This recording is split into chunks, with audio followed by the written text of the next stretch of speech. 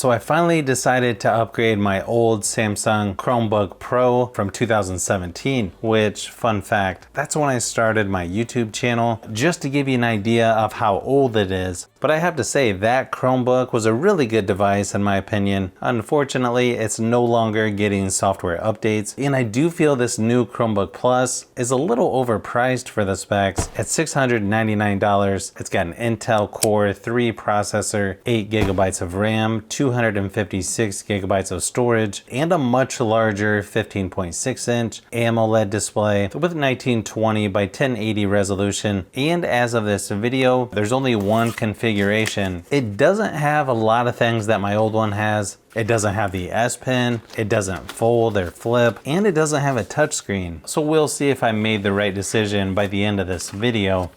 Inside the box, you've got your quick start guide, terms and conditions. Looks like the same USB-C to USB-C charging cable that you get with the new Galaxy Tab S10 series. Surprisingly, they also include a 45-watt USB-C wall adapter as well.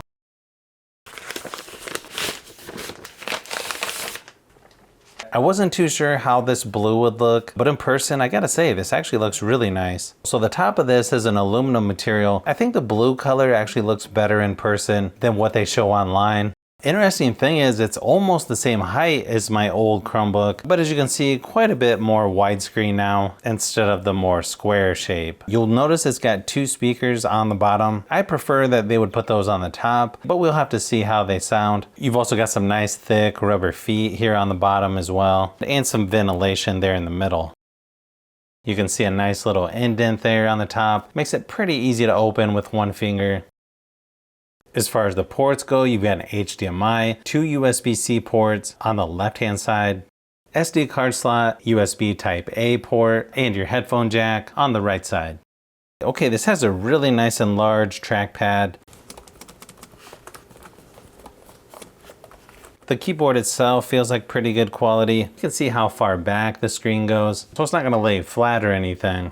I was kind of hoping this part here would be silver, just so it doesn't look like it's as dirty or attract as many fingerprints. You've got the typical welcome to Chromebook Plus boot up screen. You can also do a quick setup with your Android phone as well. For some reason I had to plug this in to get it to power up, and then it looks like there's a software update, so it's going to take a little bit of time before we can get started. So this Chromebook is really nice and large, but surprisingly still lightweight. So that's really nice to see. But if it's been a while since you've used a Chromebook, some things have changed here and there, but I feel like it's not a huge change, maybe a little bit more refined. Probably the best part about this Chromebook is the screen quality. The bezels are nice and small on here as well. If you've looked at any Chromebooks on display at stores recently, they're usually pretty faded. Usually the viewing angles aren't that great, at least on the ones that I've seen. But on this one, the colors are nice and vibrant. It's got really good viewing angles, and overall it just feels like a nice quality display that you would expect from Samsung. If you look at the Geekbench 6 results on here, I feel like they're pretty good in my opinion. Probably has good enough performance for what most people would need to do on a Chromebook. But if you want to do some gaming on a Chromebook, it's still a challenge. The games open up at a smaller window, and since you don't have a full screen button on here, I found it to be a bit tricky to even drag the window up to the top to get it to go into the full screen mode. Asphalt Legends Unite on here seems to work pretty good once you get it to full screen. But other games like PUBG Mobile just get to a certain point and then just quit unexpectedly. So just like my older Chromebook, it's still kind of hit or miss on what games or what apps are going to work on here. For me, I would probably just get the new Galaxy Tab S10 series if you're wanting to do some gaming, because you'll get a much better experience. I also tried Steam on here as well. It doesn't actually install the games on here. You just stream it from another device, and I wasn't having much luck with that either. The speakers on here are sort of what I expected. Since they're bottom firing, they're probably loud enough for most things, at least for indoor use, but they could definitely be louder. They don't even come close to what you would get on the new Galaxy S10 or S9 series. Not necessarily a deal breaker, but just something I thought I would point out. Here's a quick sample just to give you an idea of what they sound like.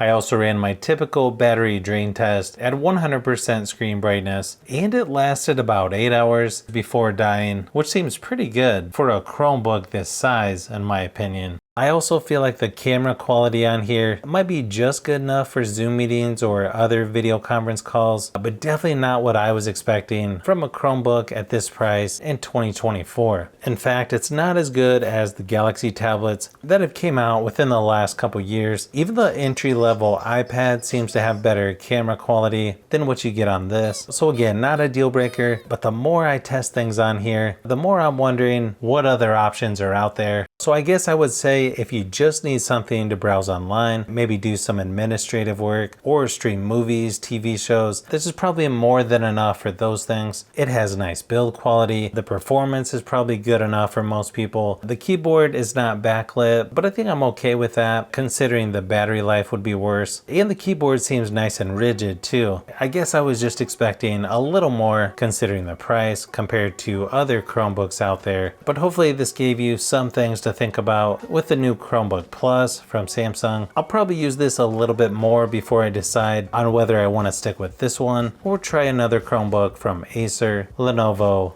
or Asus. So if you've made it this far into the video, you may want to say thanks by subscribing, and don't forget to give a thumbs up if this video was helpful. This is Brian from Fishbee Productions. Thanks for watching, and I'll see you on the next one.